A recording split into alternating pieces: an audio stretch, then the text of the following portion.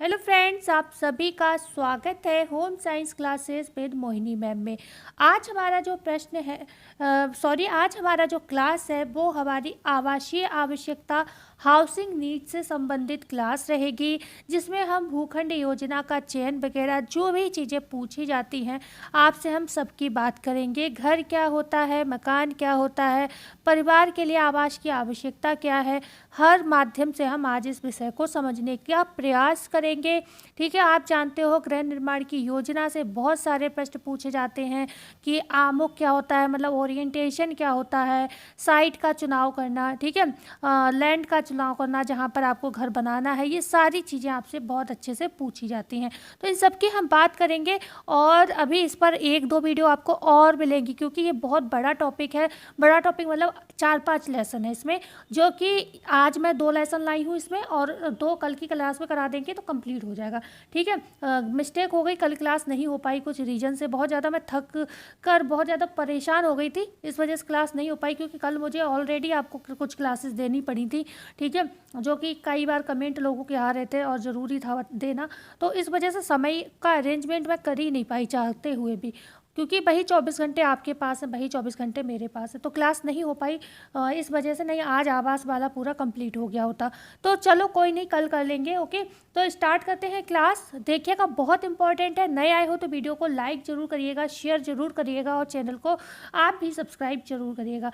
तो हम सभी जानते हैं भाई, मकान की आवश्यकता हमारे जीवन में, घर की आवश्यकता क्या है। देखो, कहते हैं ना, जंगल का राजा कहा जाने वाला शेर भी डैन में रहता है। डैन मतलब गुफा में रहता है, मतलब उसको भी घर की ज़रूरत है, जबकि वो जंगल का राजा है। ठीक है, समझने के लिए क्यों? क्योंकि एक सुरक्षा का भाव आता है। अपने आवास में व्यक्ति आराम से बैठ सकता है, सो सकता है, आराम कर सकता है, सब कुछ कर सकता है, अपने हिसाब से कर सकता है। ठीक है, तो हर कोई अपना मकान चाहता है। ये हमें जो मौसम होते हैं उनसे बचाता है, गर्मी हो, ठंड हो, बारिश हो। ठीक है, एकांतता देता है। भाई हर चीज़ हम खुले हॉल में नहीं कर सकते, तो उसके लिए एकांतता प्रदान करता है। तो इतना तो आप सभी जानते हो कि आवास की आवश्यकता हमें क्यों है, समझ सकते हो। आवास बनता किससे है, ये भी आप सब जानते हो। ईंट, पत्थर, मिट्टी, सीमेंट, सरिया, इन सब चीज़ों का इस्तेमाल किया जाता है। तो ये बड़ी बड़ी चीज़ें, लेकिन इनको बनाने का एक क्रम होता है। हर चीज़ का कुछ एक कहते हैं ना, तरीका होता है हर काम का। तो हमें उन सब तरीकों को पढ़ना बकाया। ये तो हम सभी जानते हैं कि मकान क्या है। भाई मकान से क्या होता है, हमारा विकास होता है, हम उसमें रहते हैं, सुकून मिलता है। ठीक है, तो अब हम बात करते हैं किताबी भाषा की। प्राचीन समय में मकान बनवाना क्या था, एक व्यक्तिगत समस्या थी। ठीक है, पहले के समय में क्या था, ये पूछा जाए कि प्राचीन समय में मकान बनवाना कैसी समस्या थी, 4 ऑप्शन दे दिए जाएंगे तो आपको आंसर देना होगा, व्यक्तिगत समस्या थी।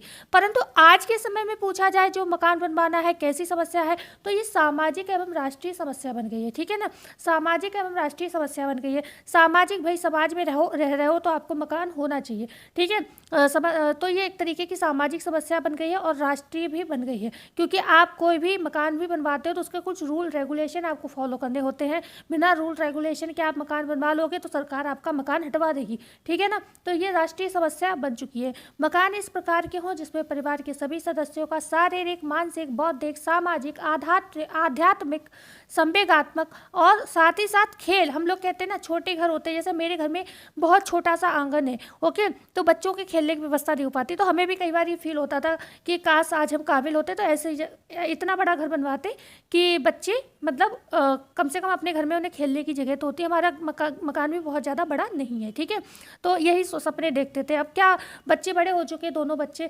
जब तक ले भी लिया है तो जब तक बनेगा तब तक वो बच्चे बड़े हो जाएंगे, उनके खेलने के हिसाब से समय तक हम नहीं बन पाएंगे, इतना अभी हमारा कंडीशन नहीं है। ठीक है, तो क्या है, कहीं ना कहीं क्या होता है, मकान में अगर जगह हो, खुली जगह हो, तो बच्चों को खेलने का भी विकास, वहीं पर खेलने से क्या होता है, कई तरीके के डेवलपमेंट होते हैं, शारीरिक डेवलपमेंट होते हैं, एक दूसरे के साथ वो खेलते हैं, लड़ते हैं, झगड़ते हैं, तो भावनात्मक विचार भी होता है, सामाजिक विकास भी होता है। तो ये सब चीज़ें होती है मकान में। ठीक है, तो इन सब का क्या होता है, समुचित विकास होता है। मतलब हम कह सकते हैं सर्वांगीण एवं चहुमुखी। चहुमुखी मतलब चारों तरफ का विकास, सर्वांगीण मतलब पूरा का पूरा जो भी डेवलपमेंट होता है सब होता है। ठीक है, कहाँ होता है, घर में होता है अपने। ठीक है, मकान में। एक कहावत और पढ़ लेते हैं, ईस्ट और वेस्ट, होम इज़ बेस्ट। ठीक है, आप पूर्व में जाओ, पश्चिम में जाओ, घर ही आपका श्रेष्ठ है। हम लोग खूब खुशी से घूमने जाते हैं कि हम नैनीताल जा रहे हैं, हम मनाली जा रहे हैं, हम शिमला जा रहे हैं, लेकिन जब वहाँ से थके हारे आते हैं तो कहाँ सुकून अपने घर में ही मिलता है, ऐसा लगता है जन्नत में आ गए। ठीक है ना, तो उस समय जन्नत हम भूल जाते हैं। जब तक हम घर से निकल कर इंजॉय करते हैं तभी तक जन्नत लगती है। जब हम वहाँ से वापसी करते हैं, थक जाते हैं, तो हमें क्या लगता है, बस कैसे भी हमें हमारा घर मिल जाए। ठीक है ना, तो ये क्या है, मतलब मकान ही श्रेष्ठ है, चारों तरफ हमें अपना मकान ही दिखता है। ठीक है ना, संक्षेप में कहा जा सकता है वह निवास स्थान जो हमें संरक्षण दे सके, सुरक्षा दे सके, स्वास्थ्य एवं शांति प्रिय वातावरण उपलब्ध करा सके, उसे हम क्या कहते हैं, आवास, घर, होम कहते हैं। ठीक है, होम, आवास, घर एक चीज़ है, मकान एक अलग विषय है। ठीक है, उसकी भी चर्चा करेंगे। मकान का अर्थ क्या है, मीनिंग ऑफ हाउसिंग क्या है।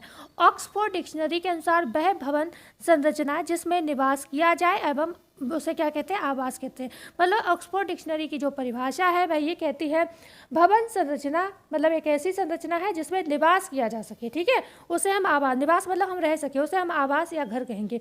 आर.एस. देशपांडे की डेफिनेशन क्या है, ये पूछी गई है। इन्होंने कहा है आवास मानव समूह के लिए एक शरण स्थल है जिसमें दीवार है, फर्श है, दरवाजे हैं, खिड़कियां हैं, छत है, ये सारी चीज़ें हैं, उसी को हम क्या कहेंगे, आवास कहेंगे। मतलब ये लोग किसकी डेफिनेशन दे रहे हैं, एक तरीके की मकान की डेफिनेशन दे रहे हैं। ठीक है, इसमें इन्होंने भावनाओं की बात नहीं की। अगर इन्होंने भावनाओं की बात कर दी होती, प्यार मोहब्बत की बात कर दी होती, तो उसे हम कहते हैं घर है। ठीक है, क्योंकि ये अभी दीवारों की बात कर रहे हैं, छत की बात कर रहे हैं, तो ये क्या मकान है। ठीक है, उमा बर्नार्ड सेठ के शब्दों में वास्तव में जिस स्थान में पारिवारिक जीवन का वातावरण पाया जाता है उसे घर कहते हैं। देखो इन्होंने की पारिवारिक जीवन का वातावरण पाया जाता है। ठीक है, जिसका सार रूप पारिवारिक जीवन में व्यक्तिगत संबंध होते हैं। इन्होंने ये नहीं कहा कि आपको सीमेंट, सरिया, फर्श, पत्थर चाहिए, नहीं कहा इन्होंने कहा, क्या कहा, पारिवारिक जीवन में व्यक्तिगत संबंध होते हैं। मतलब आपका एक दूसरे से लगाव होता है, प्रेम होता है, समर्पण होता है, त्याग होता है, ये सब क्या होता है, एक घर में होता है। तो घर और मकान, ठीक है, घर का मतलब होता है हृदय से।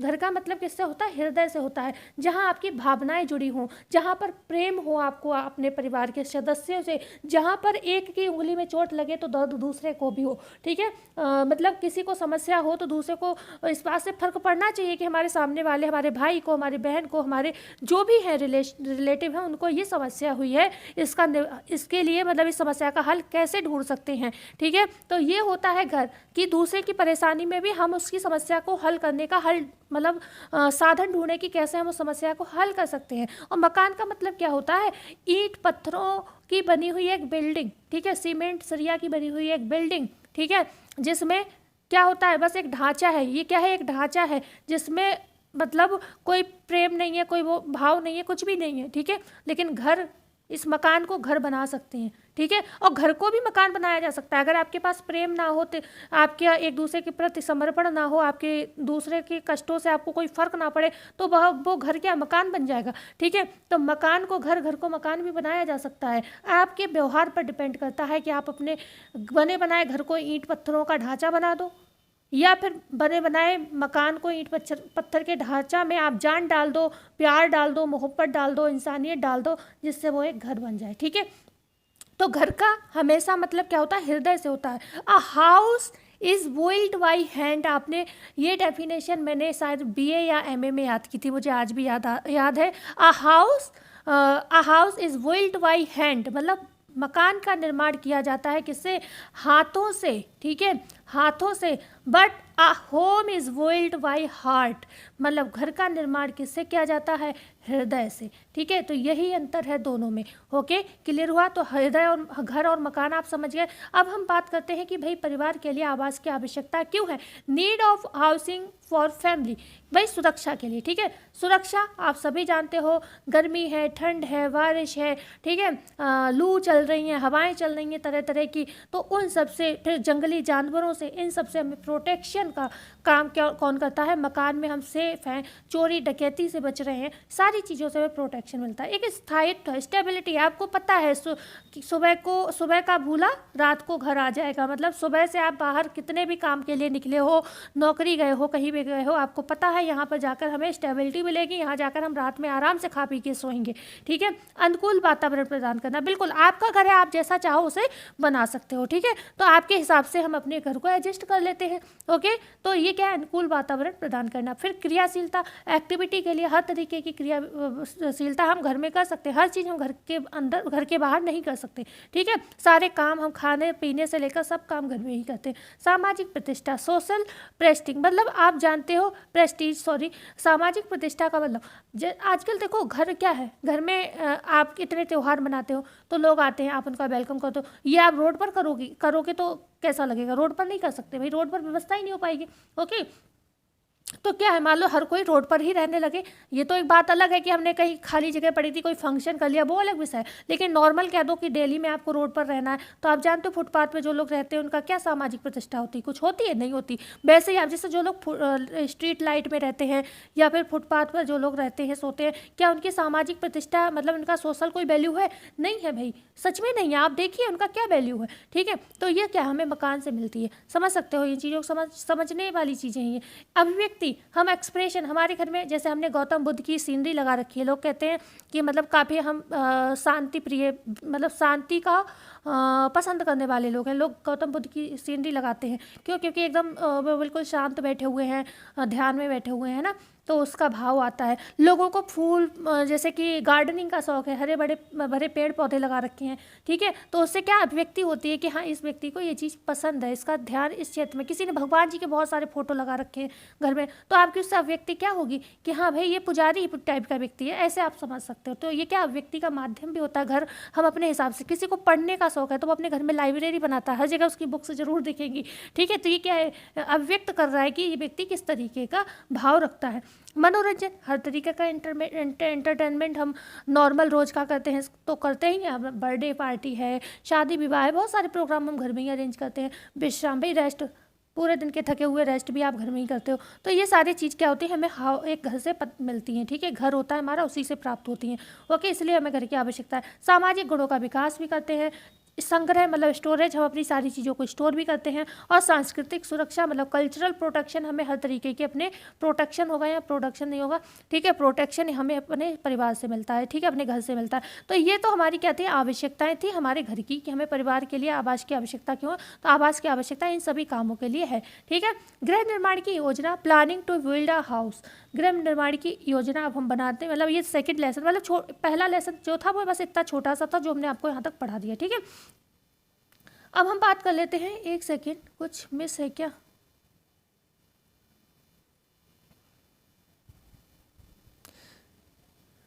नहीं सारा ठीक है। तो अब हम बात करते हैं आवासीय आवश्यकता की, हाउसिंग नीड्स की। प्राचीन समय में मकान बनवाना क्या था, व्यक्तिगत समस्या थी। एक सेकेंड, अच्छा स्टार्टिंग में ही आ गई, ओके सॉरी। अब हम बात, सॉरी मुझे लगा मैं दूसरा लेसन पे आ गई, ठीक है, कोई बात नहीं, वो हो जाता है कभी कभी, फ़ोन की स्क्रीन है, सारा दिखता थोड़ी ना है, जो पेज सामने खुला होता वही दिखता है, ठीक है। तो यहाँ पर बात करते हैं गृह निर्माण की योजना की, planning of build a house की। तो घर क्या होता है, मनुष्य की मूलभूत भौतिक आवश्यकता है। उत्तम शारीरिक, मानसिक एवं आध्यात्मिक स्वास्थ्य के लिए क्या होता है, शुद्ध, स्वच्छ हवादार होगा, यहाँ पर हवादार, रोशनी युक्त मकान की आवश्यकता होती है, ठीक है। आप जानते हो अच्छे स्वास्थ्य के लिए आप सबने अच्छे से संवातन को पढ़ा होगा, मैनेजमेंट में नहीं पढ़ा होगा तो इसी में आपको समझ में आ जाएगा, मैं समझा दूंगी लास्ट तक, संवातन के विषय में भी आएगा। क्या होता है संवातन, हम लोग क्या करते हैं, ऑक्सीजन लेते हैं और कार्बन डाइऑक्साइड को रिलीज़ करते हैं, बाहर निकालते हैं, ठीक है। हमारे घर में बहुत सारे लोग होते हैं तो सब लोग कहीं ना कहीं अपनी ये ऑक्सीजन को लेते हैं और कार्बन डाइऑक्साइड निकालते हैं। तो इसके लिए क्या होता है, ये जो हम कार्बन डाइऑक्साइड निकाल रहे हैं ये हमारे घर से बाहर जा सके, वातावरण में जा सके, पेड़ पौधे इसको ले सकें, इसके लिए क्या होता है, हमारे घर में संवातन की व्यवस्थाएं होनी चाहिए, ठीक है। जैसे कि खिड़कियां होनी चाहिए, दरवाजे होने चाहिए, सही से सही ऊंचाई पर होने चाहिए, जिससे, क्योंकि आप जानते हो जो कार्बन डाइऑक्साइड होती है, जो गैस हम लोग छोड़ते हैं वो कैसी होती हैं, वो होती हैं आपकी हल्की, ठीक है, हल्की गैसेस होती हैं वो, और क्या होती है, प्योरीफाई नहीं होती है, मतलब गंदी गैसें होती हैं। तो उनको क्या होता है, वो ऊपर के लिए उठती हैं, वजन में वो हल्की होती हैं तो वो ऊपर के लिए उठती है। तो इसलिए कहते हैं ऊपर जो होते हैं रोशनदान होने चाहिए, जिससे वो गैसें जो है बाहर निकल सकें, ठीक है। और नीचे दरवाज़ा होना चाहिए, जिससे क्या होता है, क्योंकि ताज़ी हवा जो होती है, जो शुद्ध ऑक्सीजन होती है वो भारी होती है, तो वो क्या होती है, नीचे के दरवाजे से आती है, और जो हल्की हवा, जो खराब हवा होती है वो ऊपर को उठती है, बाहर निकल जाती है, ठीक है ना। तो ये आवागमन होता है वातावरण को शुद्ध करने का। जो खराब हवाएं होती हैं वो हल्की होती है, वो ऊपर को उठती हैं, ऐसे समझो सही सरल भाषा में। और जो अच्छी हवाएं होती हैं, ठंडी ठंडी होती हैं, जो ठंडी हवाएं होती हैं, शुद्ध हवाएं होती हैं, वो क्या होती हैं, कमरे के दरवाजे के माध्यम से अंदर प्रवेश करती हैं, ठीक है। तो इसलिए रोशनदान इसलिए होना चाहिए क्योंकि जो आपकी गर्म हवाएं हैं, जो कि खराब हवाएं हैं, वो ऊपर से बाहर निकल सके। और जो ठंडी दरवाजे इसलिए होने चाहिए, एक तो आने जाने के लिए, दूसरा हमारी शुद्ध हवा नीचे के माध्यम से अंदर आ सके, ठीक है, जिससे हमारा वातावरण अशुद्ध ना हो, शुद्ध बना रहे, ठीक है। तो ये क्या होती है, हमने बात की यहाँ पर शुद्ध स्वच्छ हवा और रोशनी भी आ सके, मतलब सूर्य की किरणें भी आ सके, ठीक है ना। तो इसके लिए क्या होता है, स्वयं के निजी मकान बना, या तो व्यक्ति स्वयं का निजी मकान बनाता है, या किराए पर रहता है ना, या फिर बना बनाया मकान किराए पर क्रय करता है, सॉरी क्रय होगा, यहाँ पर मिस्टेक्स की है मैंने टाइपिंग में, क्रय करता है। आज के भौतिक युग में अधिकांश परिवार स्वयं द्वारा निर्मित घर में ही रहना ज़्यादा पसंद करते हैं, और अपने इसके कई लक्ष्य की पूर्ति है सदैव प्रतिनिधित्व। ओके, यहाँ पर मैंने पूरे पेज पे टाइपिंग एरर किया है। चलो अब मैं अपने शब्दों में बता देती हूँ। देखो, कोई भी व्यक्ति है क्या करता है, 3 तरीके से मकान को लेने के, मकान में रहता है। या तो वो किराए पर रह जाके, है ना, अगर उसका बजट नहीं है तो वो किराए पर रहेगा, लेकिन इसमें क्या, हर महीने उसे किसी दूसरे व्यक्ति को पैसे देने पड़ेंगे। तो वो क्या चाहता है, ये अपना मकान खरीद ले। तो अब अपना मकान खरीदने के लिए या तो वो मकान बनवाए, ठीक है, पहले ज़मीन खरीदे, फिर उसके लिए मकान बनवाए, पूरा इंतजाम करे, या फिर क्या है, उसके पास ज़्यादा टाइम नहीं तो वो क्या करेगा, बना बनाया मकान खरीद ले, ठीक है।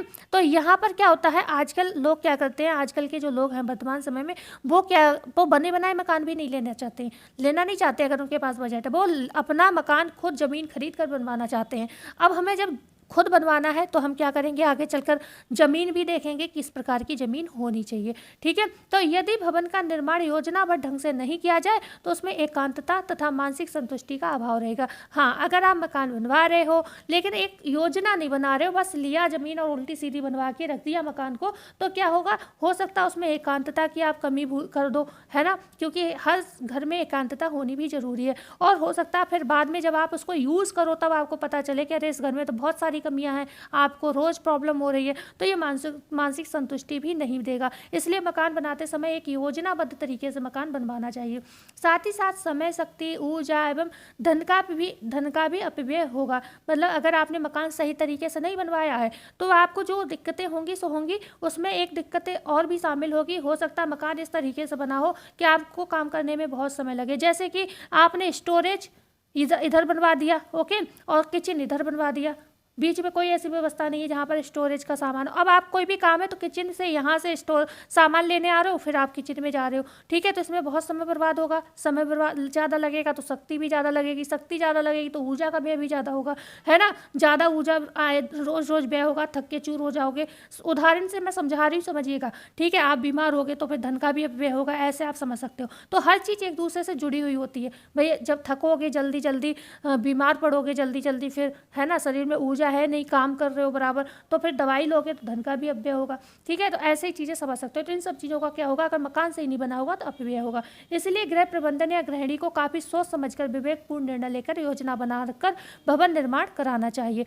तो अब हम जब भवन निर्माण या घर बनवाते हैं तो हमें किन किन बातों का ध्यान रखना चाहिए। सबसे पहले तो हमें स्थान का चयन, सिलेक्शन ऑफ साइट का ध्यान रखना है। दूसरा, हमें भूमि का चयन, सिलेक्शन ऑफ लैंड, की कैसी भूमि होनी चाहिए। स्थान देख लिया कि हमें एक शहर में लेना है, गाँव में लेना है, कस्बे में लेना है, तो उनमें भी कौन सी कॉलोनी में लेना है, ये सब देख लिया। फिर वहाँ की वो जहाँ आप ज़मीन ले रहे हो वहाँ पर भूमि वो है कैसी, कहीं ऐसा तो नहीं भराव की भूमि हो, है ना, लोग कूड़ा कबाड़ भर के ऊपर से क्या करते हैं, मिट्टी डाल देते हैं, लगता है देखने में सही है, नीचे बाद में मकान धंस जाता है, ठीक है। आमुख दिशा विन्यास, मतलब ये भी देखना है कि मकान का जो गेट है वो किस दिशा में जा रहा है, ये सारी चीज़ें भी डिस्कस करेंगे। मकान का स्ट्रक्चर कैसा है, बनावट किस तरीके का है, समुचित संपादन व्यवस्था है भी या नहीं है, मतलब वेंटिलेशन का है प्रॉपर या नहीं, पानी की व्यवस्था, विद्युत की व्यवस्था, मलमूत्र एवं गंदे जल का निष्कासन भी जरूरी होता है। तो इन सब चीज़ों को हमें ध्यान रखना चाहिए जब भी हमें मकान बनवाना है या खरीदना है। अब सबसे पहला पॉइंट हम डिस्कस करते हैं, सारे पॉइंट डिस्कस करेंगे, थोड़ी क्लास बड़ी जरूर होगी लेकिन बहुत इंपॉर्टेंट है। स्थान का चयन, सिलेक्शन ऑफ साइट, जब भी हम सिलेक्शन ऑफ साइट मतलब मकान का स्थान चयन करें तो हमें क्या देखना है, मकान ऊंची जगह पर बनवाना चाहिए ताकि पर्याप्त रोशनी, धूप, हवा आदि प्राकृतिक संपदा मकान में सुगमता से प्रवेश कर सके। साथ ही वर्षा के पानी से मकान को कोई नुकसान नहीं पहुँचे। मतलब हमें ऐसा स्थान चयन करना है जो कैसा हो, ऊंची जगह पर हो, है ना। ऐसा ना हो कि रोड ऊपर है, मकान नीचे है, बारिश हुई, सारा पानी आपके घर में। अब पानी जब भरेगा घर में तो क्या है, सीलन आएंगी। तो आप जानते हो सीलन के आने से बहुत सारे नेगेटिव चीज़ें आती हैं, कीड़े मकोड़े, कीट पतंगे लग जाते हैं, ठीक है ना। तो मक्खी मच्छर ये सारी चीज़ें भी आ जाते हैं। तो ये सब चीज़ें कहीं ना कहीं आपके नुकसान के लिए हो जाएंगी। तो हमेशा ऊंची जगह पर मकान बनवाना है। भूखंड के आसपास गड्ढा, तालाब, गंदा नाला, कसाई खाना, पशुशाला, चर्म शोधनशाला, ठीक है, ये चीज़ें नहीं होनी चाहिए क्योंकि ये एक स्मेल वाली चीज़ें होती हैं, ये नेगेटिव चीज़ें होती हैं जो कि हमारे आसपास गंदगी रहेगी, चीखा पुकारी होगी, पशुशाला, कसाईशाला, जानवर वगैरह काटे जाते हैं, चीखा पुकारी होगी। तो इससे क्या होगा, आपका मन खराब होगा। दूसरा, गैसें जो अलग अलग निकलेंगी ना गंदी गंदी, तो दुर्गंध आएगी, है ना। वायु भी दूषित होगी, वातावरण भी पूरा प्रदूषित हो जाएगा। साथ ही साथ ऊंचे पेड़ पौधे, बहुमंजिली इमारतें एवं विशालकाय भवन भी नहीं होने चाहिए क्योंकि इससे सूर्य की प्रकाश एवं शुद्ध वायु का आवागमन जो है रुक जाएगा। मतलब आपने जैसी एक ऐसी जगह मकान ले लिया जहाँ पर ऑलरेडी बहुत ऊंची ऊंची बिल्डिंगें हैं, ठीक है, जिसकी वजह से क्या है, सही से हवा नहीं आ रही है, सूर्य की किरणें नहीं आ रही हैं, तो भी आपके साथ हाँ मतलब आपका जो घर का वातावरण है वो, क्योंकि उसे धूप सूर्य की किरणें नहीं मिलेंगी तो वातावरण उसका शुद्ध नहीं हो पाएगा। आगे बात करते हैं तो भूखंड के आसपास व्यस्त शोरगुल एवं भीड़ भाड़ वाले स्थान नहीं होने चाहिए। जैसे सब्जी मंडी के जगह पर आपने मकान ले लिया, यहाँ पर रेलवे स्टेशन है वहाँ पर ले लिया, तो इससे क्या बहुत ज़्यादा भीड़ भाड़ वाली जगह होती है, वो भी शोरगुल हो जाता है। ये भी नहीं, ये भी देखना है हमें, ठीक है। हालांकि इनमें से सारी चीज़ें तो नहीं मिल पाती, लेकिन हमें तब भी देख देख के ये चीज़ें लेनी चाहिए। जितना हम अच्छा कर सकते हैं उतना करने की कोशिश करनी चाहिए जब भी मकान खरीदे। जैसे railway station, bus stand, cinema घर, तो इनमें सब में क्या होता है, शोर होता है, हवाई अड्डा है, थिएटर है, मुख्य बाजार, मुख्य सड़क, ठीक है। नहीं तो भारी वाहनों के आवागमन, मतलब ये सारी समस्याएं होगी। ऐसी जगहों पर भारी वाहन भी आते जाते हैं, ओके, से ध्वनि प्रदूषण होता है, इससे बहरापन होने का खतरा भी होता है और धूल धुआं निकलने से वायु भी क्या होती है, प्रदूषित होती है, ठीक है। तो क्लियर हो रहा है, समझ आ रहा है ना, कि हमें अगर मकान लेना है तो ये सारी चीज़ें समस्याएं देख के लेनी है कि ऐसी कोई समस्या ना हो। भूखंड ऐसी जगह पर लेना चाहिए जहाँ से अस्पताल, स्कूल, कॉलेज, डाकघर, बैंक, बाजार, डॉक्टर, मनोरंजन स्थल, मार्ग, मैं थोड़ा ज़्यादा ही जल्दी बोल रही हूँ, थोड़ा स्लो हो जाती हूँ, ठीक है। तो यहाँ पर क्या है, जब हमें मकान लेना है, मैं खुद ही समझा देती हूँ, जब हमें मकान लेना है तो हमें क्या देखना है, जैसे अस्पताल है, एकदम कोई बीमार हो गया, कुछ भी हो गया, तो ऐसा ना हो कि आपको घंटों हॉस्पिटल जाने में लग रहा है, नहीं लगना चाहिए, जल्दी पहुंचना है अस्पताल तो भाई, है ना। तो अस्पताल है, स्कूल, बच्चों को रोज़ स्कूल जाना है, तो अब ये थोड़ी ना बच्चे 6-6, 7-7 किलोमीटर रोज़ स्कूल जाएंगे, ठीक है। वो ज़माने और थे जब हम लोग जाया करते थे। तो अब क्या है, स्कूल पास में होना चाहिए, कॉलेज थोड़ा पास होना चाहिए, डाकघर है, बैंक है, बाजार है, ये सब चीज़ें क्या होते हैं, हमारे घर के थोड़े पास में होने चाहिए। मनोरंजन है, पार्क हैं, जो बच्चों को सुबह शाम कम से कम या खुद को वॉक करनी है तो आप जा सके, तो ये चीज़ें देख कर लेनी चाहिए, ये पास में पड़ते हों, ठीक है। और इनकी दूरी 2 से, ये प्रश्न पूछा गया है कि जो आपकी ये मतलब मकान कैसे स्थान पर होना चाहिए, या पर मकान से अस्पताल और स्कूल वगैरह की दूरी कितनी होनी चाहिए, तो 2 से 3 किलोमीटर के अंदर हो तो ज़्यादा सही है, ठीक है, 2 से 3 किलोमीटर।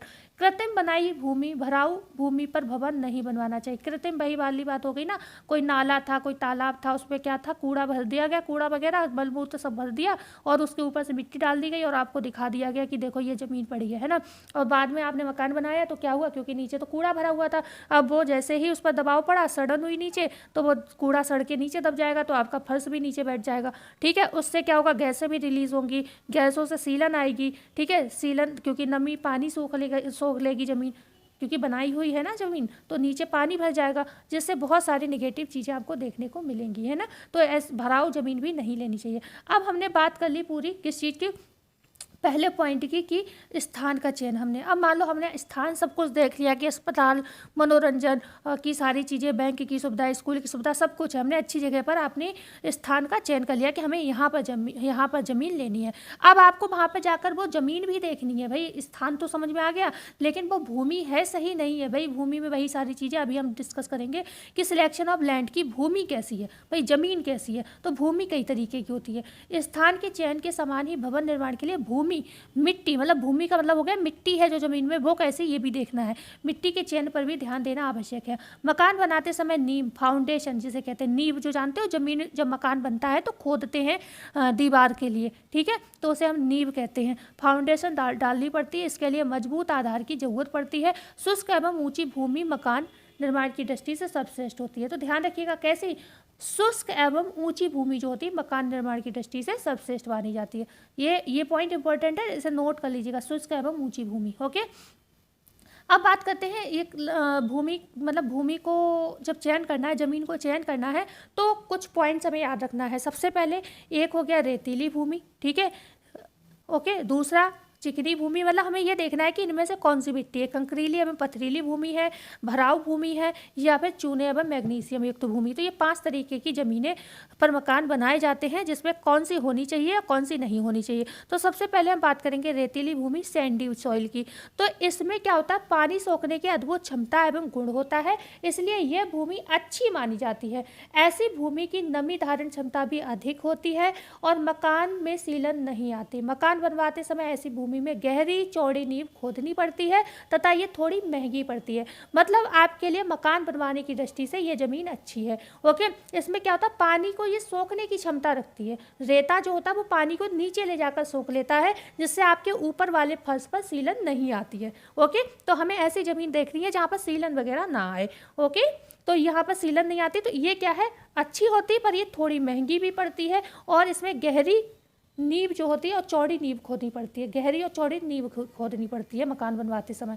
अब बात करते हैं चिकनी भूमि, ठीक है, ये देखिएगा लोमी सॉइल बोलते हैं इसको। ये भवन निर्माण की दृष्टि से चिकनी जो भूमि होती है बहुत अधिक उपयोगी नहीं होती, मतलब ये जो है उपयोगी नहीं होती है। तो ऐसे प्रश्न बनता है कि कौन सी भूमि जो है मकान की बनवाने की दृष्टि से उपयोगी नहीं है, तो वो चिकनी भूमि, ठीक है, क्योंकि यह पानी को सोख लेती है, जिससे सीलन, मक्खी, मच्छर, तिलचट्टे, दीमक, कीड़े मकोड़े ये क्या होता है, पनपने लगते। क्योंकि मकान में सीलन रहेगी, धूप नहीं लग पाएगी, तो क्या है, आपके ये सारी ये जो पैदा होंगे फिर ये बीमारियां भी पैदा करेंगे, ठीक है। तो ये चिकनी भूमि जो है मकान बनाने के लिए सही नहीं होती। आगे हम बात करेंगे कंकरीली एवं पथरीली भूमि की।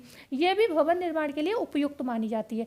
उपयुक्त मतलब कौन सी, कंकरीली, ये भी अच्छी मानी जाती है। ऐसी भूमि में पानी जो होता है रिस रिस का जमीन की तहों में काफ़ी नीचे चला जाता है, ठीक है, काफ़ी नीचे तक चला जाता है और कई बार ऊपर ही ऊपर तैरकर निकल जाता है। जैसे जो पत्थर वाली ज़मीन होती है, बारिश हुई तो या तो पानी तैरता हुआ चला जाएगा, या फिर क्या होगा, अगर ज़मीन के अंदर भी जा रहा है तो बहुत नीचे चला जाएगा, जिससे आपके मकान में सीलन नहीं रहेगी, ठीक है। तो परंतु कभी कभी ऐसा भी होता है कि जो कंकरीली भूमि होती है उसमें नीचे क्या होती है, चट्टानों के खोखले भाग होते हैं। तो कभी कभी ऐसी समस्या जरूर होती है कि जो खोखले भाग है उसमें पानी जमा हो जाए, जिसके कारण नींव कमज़ोर हो सकती है। तो जब भी आप मकान बनवाओ तो जो अगर आपको लगे कि आपके फर्श में नीचे ऐसी गड्ढे बड्ढे ज़्यादा है तो पहले उनको भी भरवा देना चाहिए, ठीक है। किससे भरवा सकते हैं भाई, जो कंकड़ पत्थर होते हैं ना, छोटे छोटे टुकड़े मिट्टी के, उनसे भरवा देना चाहिए। ओके, यही सब लिखा है यहाँ पर। और घरेलू जो ये वाली जो भूमि होती है ना, कंकड़ पत्थर वाली, इससे क्या होता है, घरेलू बागवानी, मतलब अगर हम बागवानी करते हैं ना, पेड़ पौधे लगाते हैं तो थोड़ी कठिनाई होती है, क्योंकि भाई फर्श टाइट होता है ना, तो तोड़ने में दिक्कत होती है। तो इसमें आप अगर बागवानी करना चाहते हो अपने घर में तो थोड़ी ज़रूर दिक्कत होती है, बकाया ये अच्छा होता है। इसमें क्या होता है, जो नींव होती है चौड़ी, यहाँ पर जो होती है नींव जो होती है, मतलब बहुत गहरी नहीं होनी चाहिए, या इसमें जो नींव होती है, एक सेकेंड, ये देखिए, इसमें बहुत अधिक गहरी नींव खोदने की जरूरत नहीं होती, परंतु चौड़ाई में नींव का रहना आवश्यक है। मतलब गहरी बेशक ना हो, जो नींव आप ये खोद रहे हो ये गहरी यहाँ पर बेशक ना हो, लेकिन ये चौड़ी जरूर हो, ठीक है, इतनी मतलब चौड़ी नींव होनी चाहिए। ओके, गहराई जरूरी नहीं कि आप इतनी गहरी रखो इसको, मतलब एक जो नॉर्मल औसत है, अभी हम इसकी भी आगे बात करेंगे न, कितनी गहराई होनी चाहिए। तो ये जो होती है, बस आपको ये याद रखना है किस भूमि में कैसी नींव खोदी जानी है, ऐसे प्रश्न बन सकते हैं। ओके, तो गहरी नींव खोदने की जरूरत नहीं होती है कंकरीली मिट्टी में, कैसी गहरी नींव खोदने की जरूरत नहीं होती है, लेकिन चौड़ाई का रहना आवश्यक होता है। कंकरीली मिट्टी में जब भी मकान बनाओ तो चौड़ी नींव होनी चाहिए, गहरी भले ही ना हो। भराव भूमि या बनाई गई भूमि, ये भी भूमि जो होती है खराब होती है, जैसे चिकनी मिट्टी वैसे ही है। तो भराव भूमि या बनाई गई भूमि भवन की मजबूती एवं स्वास्थ्य की दृष्टि से सबसे खराब भूमि ये होती है। ये भूमि बहुत उपयुक्त नहीं होती है। ऐसी भूमि कूड़ा करकट, कंकड़ पत्थर, मिट्टी, गोबर, मल आदि को गहरे गड्ढों गड्ढे, नाले, तालाब आदि में डालकर तैयार किया जाता है। जैसे मान लो कोई गड्ढा पड़ा था, कोई नाला पड़ा था, कोई तालाब पड़ा था, तो उसमें क्या किया आपने, ये सारी चीज़ें भर दी और ऊपर से मिट्टी डाल दी, जो अभी हमने स्टार्टिंग में बताया भी था। अब क्या होगा, आपने तो घर बनवा लिया वहाँ पर, अब उसमें क्या है, वो सड़न पैदा होगी, नीचे सामान जो भी पड़ा है उसमें, तो विषैली गैसें बनेंगी जो कि स्वास्थ्य के लिए नुकसानदेह हो जाएंगी। ओके। चूने एवं मैग्नीशियम युक्त भूमि, भवन निर्माण की दृष्टि से ये भूमि भी उपयुक्त है। इस भूमि में पानी सोखने की क्षमता होती है तथा पानी में रिस कर भूमि के भीतर चला जाता है, सीलन नहीं रहती, मकान मजबूत बनता है। मतलब ये वाली भूमि भी अच्छा है, इसमें भी पानी मेनली क्या है, जमीन के नीचे कूड़ा नहीं होना चाहिए और पानी को सोखने वाले तत्व इस तरीके के हो कि या तो पानी को बहुत नीचे सोख कर ले जाए, जो कि आपकी जो फर्श है उस पर नमी ना आ पाए, या फिर मतलब अगर पानी तो सोखता है लेकिन पानी नीचे नहीं जा पाता है, फर्श के ही नीचे रह जाता है, तो वो सीलन पैदा करता है। तो हमेशा ज़मीन को खरीदते समय कुछ चीज़ों का ध्यान रखना चाहिए। तो यहाँ पर हमने ये आपको बता दिया, यहाँ पर भी मतलब ये वाली भूमि भी अच्छी होती है। ओके, इसमें भी सीलन नहीं रहती है, पानी जो है रिसकर भूमि के भीतर चला जाता है, मतलब चूने एवं मैग्नीशियम युक्त जो भूमि होती है वो। अब हम बात कर लेते हैं कि कौन सी सबसे अच्छी थी ज़मीनें। इस प्रकार रेतीली जो हो गई, रेतीली वाली, ये पानी को खूब अच्छे से नीचे तक सोख लेती है जिससे सीलन नहीं आती है। ककड़ीली, चूने व मैग्नीशियम वाली मिट्टी, मतलब ये तीन जो घर थे, तीन जमीनें थी, इन तीन जमीनों पर अगर मकान बनाओगे तो सही रहेगा। ठीक है, कौन सी, रेतीली, कंकड़ीली और चूने एवं मैग्नीशियम वाली मिट्टी। ठीक है, ये उपयुक्त है। परंतु सबसे अच्छी भूमि वह मानी जाती है जिसके सबसे ऊपर 1 मीटर नरम मिट्टी। ओके, ये तो सब प्रकार हैं ही सही, सब प्रकार हैं मिट्टी के, लेकिन इसमें 3 सही हैं, 2 गड़बड़ हैं हमने बताए। लेकिन फिर भी अगर आपको अगर ऐसी ज़मीन मिल जाती है तो ज़्यादा अच्छा है। कौन सी वाली, जिसके सबसे ऊपर 1 मीटर नरम मिट्टी हो तथा उसके नीचे कंकड़ीली ज़मीन हो, ज़मीन ढलवा होनी चाहिए ताकि पानी जमे नहीं, समतल भूमि में पानी का स्तर कम से कम 5 से 7 फीट होना चाहिए। ठीक है, तो ऐसी ज़मीन अगर है आपके पास तो बहुत अच्छी है। क्लियर हुआ, कौन सी भूमि ज़्यादा सही रहती है, जिसके ऊपर 1 मीटर नरम मिट्टी हो तथा उसके नीचे कंकड़ीली ज़मीन हो, और ढलवा इसलिए होनी चाहिए जिससे पानी बहकर, मतलब पानी जमे नहीं, बहकर चला जाए, तो पानी बहकर चला जाए इसके लिए कैसी, समतल भूमि होनी चाहिए। ठीक है, ओके। और जो जहाँ पानी का स्तर कम से कम 5 से 7 फीट नीचे होना चाहिए। क्लियर हुआ, जैसे बारिश हो रही है तो वो आपकी जो जहाँ आप रह रहे हो जो मकान है वो इतना ऊंचाई कम से कम 5 से 7 फीट ऊपर होना चाहिए आपका मकान। ठीक है, ओके, मतलब जो आपकी ज़मीन है। आगे हम बात करते हैं आमुख दिशा विन्यास की बात करते हैं, जिसे हम ओरिएंटेशन भी कहते हैं। इसे अंग्रेजी में ओरिएंटेशन कहते हैं, जिसका अर्थ होता है आकाश के पूर्वी भाग की स्थिति। तो ओरिएंटेशन का मतलब क्या होता है, आकाश जो आपका आसमान है उसके पूर्वी भाग की स्थिति। ओके, इसे क्या आमुख भी कहते हैं, आमुख दिशा विन्यास मतलब आमुख भी कहते हैं, ओरिएंटेशन तो कहते ही हैं। मकान बनवाते समय दिशा का ध्यान रखना बेहद आवश्यक है। इसके लिए मकान के मुख्य द्वार, खिड़की, दरवाजे आदि को सही दिशा में स्थित होना चाहिए। ओके, सही दिशा में ये सारे स्थित होने चाहिए, जिससे उचित सूर्य प्रकाश, हवा, वर्षा, धूप आदि प्राकृतिक संपदा प्रवेश पा सके तथा बाहरी दृश्य का आनंद उठाया जा सके। तो ये सारी चीज़ें आपकी होनी चाहिए एक सही मकान में। ओके, आगे हम बात करते हैं आर.एस. देशपांडे ने क्या कहा है। इन्होंने कहा है उचित आमुख से आशय एक भवन के नक्शे को इस प्रकार निर्धारित करना अथवा मुख प्रदान करने से है जिसके द्वारा इसमें बास करने मतलब निवास करने वाले लोगों को प्राकृतिक संपदा, सूर्य, हवा तथा वर्षा से जो कुछ उनके लिए अच्छा हो उसका आनंद उठा सके तथा जो अहितकर हो उसे हटा सकें। तो ये एक डेफिनेशन है आर.एस. देशपांडे की, किसके लिए, आमुख के लिए, ओरिएंटेशन के लिए, कि उचित जो आमुख होता है उससे इनका आशय ये है आर.एस. देशपांडे का कि भवन के नक्शे को इस प्रकार निर्धारित करना अथवा मुख प्रदान करना, मतलब एक दिशा मुख प्रदान करना। ओके, जिससे उसमें जो रह रहे हैं लोग, ठीक है, उनको प्राकृतिक संपदा जैसे सूर्य की किरणें हैं, हवा आती है, नेचुरल वर्षा का मौसम होता है, उसका उन्हें क्या हो, आनंद मिल सके, है ना, मतलब हर तरीके से उनके लिए हितकर हो, और कोई चीज़ अहितकर हो तो उसे वो हटा भी सकें। ओके, उदाहरण के लिए ठंडी प्रदेशों में क्या होता है, दक्षिण मुखी मकान अधिक उपयुक्त होते हैं। ठंडे प्रदेशों में हमारे क्या होता है, हमारा देश प्रदेश मतलब गर्मी रहती है हमारे यहाँ पर, ओके, तो हमारे लिए हम क्या लोग क्या कहते हैं, दक्षिण की तरफ मुख नहीं होना चाहिए। और इन चीज़ों को हमने धर्म से जोड़ दिया है। ओके, धर्म से जोड़ दिया, लेकिन धर्म की बात नहीं है, ये व्यवस्था मौसम के हिसाब से की गई है, प्रकृति के हिसाब से की गई है। तो ठंडी प्रदेशों में क्या होता है, जो ठंडे प्रदेश होते हैं वहाँ पर दक्षिण मुखी जो मकान होते हैं अधिक उपयुक्त होते हैं। क्यों ऐसा होता क्यों है? क्योंकि वहाँ अधिक सूर्य प्रकाश, धूप एवं गर्मी मिलती है, क्योंकि वो ठंडे प्रदेश है तो वहाँ पर धूप चाहिए, है ना, गर्मी चाहिए, तो इसलिए सूर्य का प्रकाश चाहिए। तो दक्षिण मुखी मकान सही है, वहाँ पर सीधे पड़ता है। ओके, परंतु जो गर्म प्रदेश है जैसे हम लोग रह रहे हैं, तो उत्तर मुखी मकान ज़्यादा यहाँ पर उपयुक्त रहते हैं। हमारे यहाँ दक्षिण मुखी जो मकान होता है उसको सही नहीं माना जाता है। वो उसका रीज़न ये है कि सीधी गर्मी, सीधी धूप आपके ऊपर पड़ेगी, क्योंकि इस दिशा में सूर्य की रोशनी एवं धूप कम पहुँचता है। जो उत्तर दिशा है, इस उत्तर की ओर जो होता है धूप है, सूर्य की किरणें हैं, कम पहुँचती हैं। क्यों पहुँचती है? क्योंकि उत्तर दिशा में उधर नहीं पड़ती हैं सूर्य की किरणें। तो इस वजह से क्या होता है हमारे लिए, क्योंकि हमारा गर्म जगह पर मकान है तो हमारे लिए ठंडक की आवश्यकता है, इस वजह से हम लोग उत्तर मुखी मकान को प्रेफर करते हैं, जिससे हमें कोई दिक्कत ना हो, है ना, गर्मी उर्मी ज़्यादा ना लगे। ओके, धूप ज़्यादा ना पड़े हम लोगों के ऊपर। फलता मकान ठंडक पहुंचाने वाले होते हैं। अगर उत्तर में आपका गेट है तो आपके लिए क्या है, वो ज़्यादा सही है। आमुख स्थान के अनुसार परिवर्तित होता रहता है। जो आमुख है वो स्थान के हिसाब से परिवर्तित होता है। स्थान मतलब जैसे हमने कहा ठंडी प्रदेशों में दक्षिण मुखी मकान सही है, लेकिन हमारे लोगों के जो जहाँ पर गर्मी ज़्यादा होती है वहाँ पर उत्तर मुखी मकान ज़्यादा सही है। ठीक है, तो ठंडे प्रदेशों में तो ये क्या हुआ, आमुख जो है किससे, स्थान के हिसाब से चलता है, कौन सी जगह पर आपने घर बनवाया है।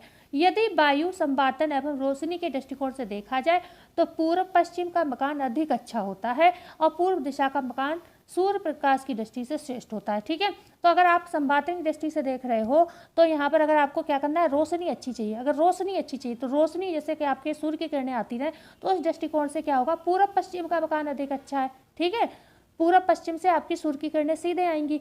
और पूर्व दिशा का अगर मकान आपने बनवाया तो ये भी क्या है, सूर्य की प्रकाश की दृष्टि से अच्छा माना जाएगा। रोशनी के लिए भी मतलब दोनों ही, पूर्व दिशा का मकान और यहाँ पर पूर्व पश्चिम का मकान जो है सही है। पूर्व पश्चिम हो या फिर पूर्व दिशा है, दोनों ही रोशनी के लिए अच्छे हैं। ठीक है, सूर्य की रोशनी के लिए।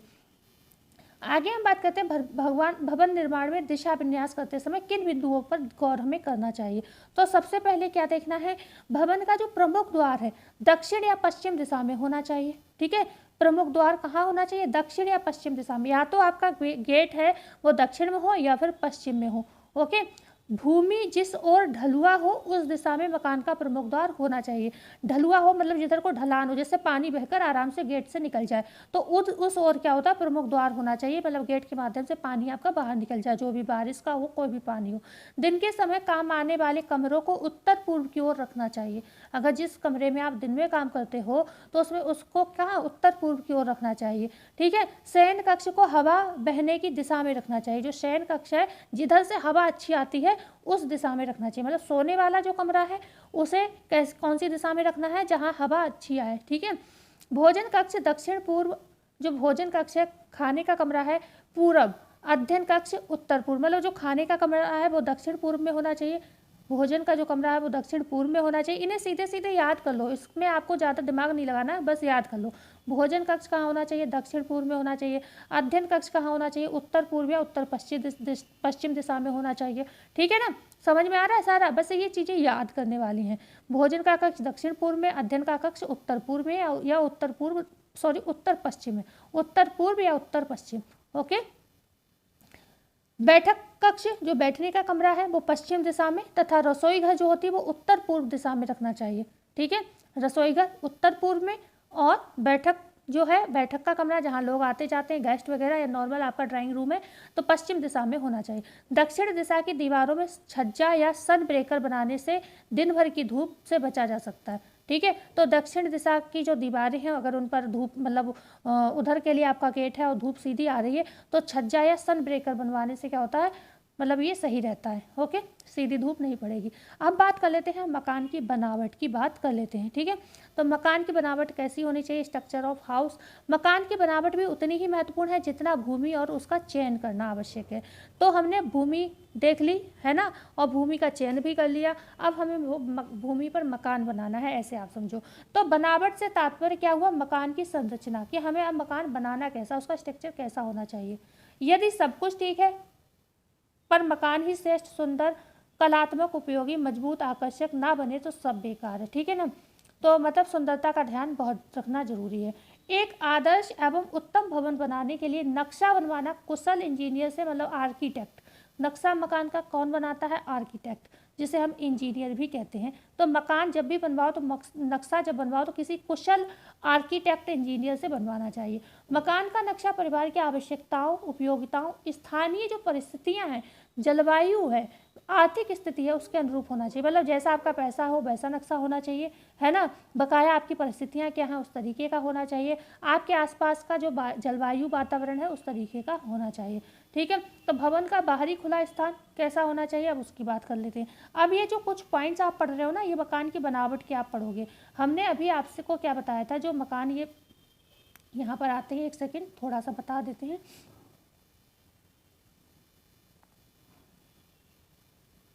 हाँ, हमने स्थान पढ़ा, ओके। भूमि के चयन में हमने 5 तरीके की भूमि पढ़ी थी, है ना। फिर हमने आमुख दिशा पढ़ा। अब हम मकान की बनावट पढ़ रहे हैं। तो अभी इसमें समुचित संवादन रह गया, पानी की व्यवस्था रह गया, विद्युत व्यवस्था रह गया, मलमूत्र एवं गंदे जल का निष्कासन रह गया। 5वां पॉइंट जो हम पढ़ रहे हैं, सॉरी 4था पॉइंट हम जो पढ़ रहे हैं, मकान की बनावट। ठीक है, ये मकान की बनावट। अब इसके हम कुछ सब पॉइंट्स पढ़ेंगे। ठीक है, तो आप लोग ये मत समझिएगा उसके आगे के पॉइंट्स हैं, क्योंकि आप लोग अगर नोट कर रहे हो तो इस वजह से मैं बता रही हूँ। तो यहाँ पर हमने अब आ जाते हैं हम अपने पॉइंट पर, मकान की बनावट पढ़ रहे हैं। तो इसके कुछ सब पॉइंट हैं, तो सब पॉइंट को हमने देखो नंबर 1 से इंडिकेट किया है। तो भवन का बाहरी खुला स्थान कैसा होना चाहिए? जब भी हम मकान बनवाएं तो हमारे घर का जो बाहरी बनावट है कैसा होना चाहिए? मकान में उचित संवातन एवं सूर्य प्रकाश की व्यवस्था बनाए रखने के लिए चारों ओर खुला स्थान छोड़ना ये आवश्यक है। इन नियमों की पालना न करने पर नगर पालिका जो यूटीआई है द्वारा भवन निर्माण की स्वीकृति नहीं मिलती। मतलब ये आपके संवातन के लिए ही आवश्यक नहीं है, ये आपके रूल में भी है। अगर आप ऐसा नहीं करोगे तो नगर पालिका आपके नक्शे को पास नहीं करेगा। ओके। यदि भूखंड का क्षेत्रफल, मान लो आपकी जो जमीन है उसका क्षेत्रफल कितना है, 40 गुणा 60 है, मतलब 40 चौड़ाई है और कितनी 60 लंबाई है। ठीक है, 60 लंबाई है, तो आपको कम से कम 10 से 12 फीट तक जो है मकान के सामने की तरफ 10 से 12 फीट और पीछे की तरफ 8 से 10 फीट ज़मीन छोड़नी आवश्यक है। ठीक है, छोड़नी चाहिए। ओके। अगर आपका 40 गुणा 60 मतलब 40 चौड़ाई और 60 लंबाई है, मकान की ज़मीन है जो आपने खरीदी है, तो उसमें कम से कम सामने, मकान के सामने तरफ 10 से 12 फीट तक और पीछे की तरफ 8 से 10 फीट आपको ज़मीन छोड़नी अनिवार्य है। ये चीज़ नोट याद कर लेना, ये इंपॉर्टेंट है। ठीक है, आगे हम बात करते हैं नींव कैसी होनी चाहिए। जब आपने ज़मीन जहाँ मकान बना रहे हो तो नींव चौड़ा एवं ठोस होना चाहिए, क्योंकि यदि नींव कमज़ोर होगा तो मकान भी आपका कमज़ोर बनेगा। ठीक है, तो ये इंपॉर्टेंट है, इसमें भी पढ़ लेते हैं चीज़ें हैं। नींव की मजबूती लोहा, सीमेंट, कंक्रीट, पत्थर के टुकड़े पर निर्भर करती है, क्योंकि नींव में हम ये सारा सामान भरते हैं। इसकी चौड़ाई इसकी गहराई से अत्यधिक महत्वपूर्ण होती है। जब नींव की खुदाई की जाती है तो ये बहुत से लोग सोचते हैं कि नींव को जितना गहरा खोदेंगे उतना अच्छा है। भाई गहराई जरूरी है, लेकिन चौड़ाई उससे भी ज़्यादा जरूरी है, क्योंकि जो चौड़ाई होती है इस पर मजबूती डिपेंड करती है नींव की। तो इसके अलावा नींव की गहराई एवं चौड़ाई मकान की ऊंचाई पर भी निर्भर करती है। उसके बाद मतलब वैसे चौड़ी तो होनी चाहिए नींव, लेकिन फिर भी आप मकान कितना ऊंचा बना रहे हो, है ना। मकान की जितनी ऊंचाई होगी ठीक उसी तरीके की आपकी नींव भी होनी चाहिए। अगर बहुत ऊंची दीवार बना रहे हो तो आपको नींव और गहरी रखनी पड़ेगी और चौड़ी भी रखनी पड़ेगी। ठीक है, तो ये इस चीज़ पर भी निर्भर करती है। परंतु फिर भी दीवार खड़ी करने के लिए 4 फीट गहरा गड्ढा दीवार की चौड़ाई से 4-5 गुना चौड़ी नींव की जरूरत पड़ती है। मतलब जो आपकी दीवार की लंबाई है या तो उससे 4-5 गुना नींव चौड़ी नींव डालो, है ना, या फिर मतलब 4-5 गुना चौड़ी की बात कर रहे हैं। ओके, चौड़ी, गहरी की बात नहीं कर रहे हैं, नहीं तो फिर तो ज़मीन में ही दीवार आपको बनानी पड़ेगी अंदर ही अंदर। ज़मीन में दीवार, नींव का मतलब क्या है, ज़मीन के अंदर जो दीवार बनाते हैं उसकी बात हो रही है, ऐसे समझो। ठीक है, तो वो जो दीवार की, हम इसकी चौड़ाई की बात कर रहे हैं। ऐसे में जो चौड़ाई होती है, मान लो ये आप नींव खोद रहे हैं तो ये चौड़ाई कितनी है, ये वाली चौड़ाई की बात हो रही है। ठीक है, तो ये कितनी होनी चाहिए, कम से कम 4-5 गुना होनी चाहिए। ओके, और गहराई कितनी होनी चाहिए, ये भी 4-5 इंच तक गहरी होनी चाहिए। ठीक है, आगे हम बात करते हैं मकान को सीलन से बचाने के लिए जल प्रतिकर्षक सीमेंट आता है, वाटर रिपलिंग सीमेंट आता है, अथवा सीमेंट के साथ जल संयौगिक उपयोग किया जाना चाहिए। ओके, जल संयौगिक भी आते हैं कुछ, और कुछ ये वाटर रिपलेंट सीमेंट आते हैं, जिसकी वजह से पानी जो है वो ज़्यादा देर तक ठहरता नहीं। ओके, वर्तमान में बड़ी बड़ी बहुमंजिली जो इमारतें बनती हैं या जो विशालकाय बड़े बड़े भवन बनते हैं, बड़े बड़े एक्टर्स लोग बनवाते हैं, अंबानी वगैरह ने बनवा रखा होगा, तो मतलब बहुत ही मतलब जो रईस लोग होते हैं हर जगह बनवाते हैं। ये ज़रूरी नहीं कि एक्टर्स और ये अंबानी लोग, मतलब उदाहरण के लिए मैंने कहा, जो भी आपके साइड में कोई रईस होगा उसने भी बनवा रखा होगा, है ना। तो बहुत सारे हर जगह नेता लोग होते हैं, ये लोग बनवाते हैं, भाई बिजनेसमैन है।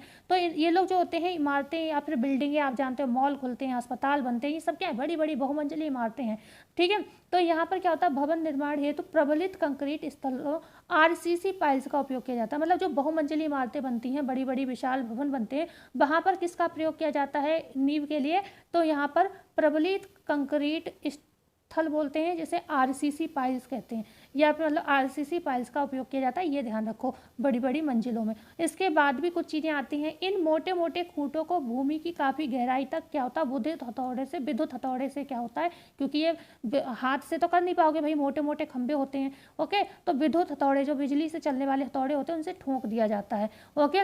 अब ये क्या होता है, हमारी ज़मीन की जो सतह होती है उससे जुड़ जाते हैं, और इसे कहते क्या है, इसे तान धरण कहते हैं। इस तरीके का प्रश्न कहीं पूछा गया है, तान धरण, मुझे याद आ रहा है, ओके। तो इसे क्या कहते हैं, तान धरण। अब PYQ चेक करने का टाइम नहीं था, लेकिन मुझे ये तान धरण नाम से याद आ रहा है कि ये प्रश्न मैंने कहीं देखा है, ओके।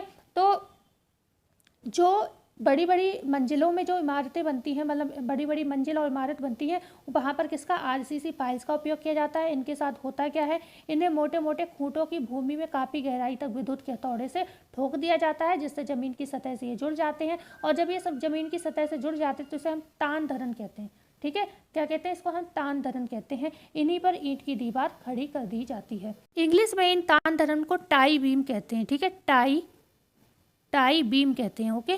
तो ये इंग्लिश में पूछा जाए तो भी याद रखिएगा, तान धरण को टाई बीम कहा जाता है, tie beam, sorry, okay.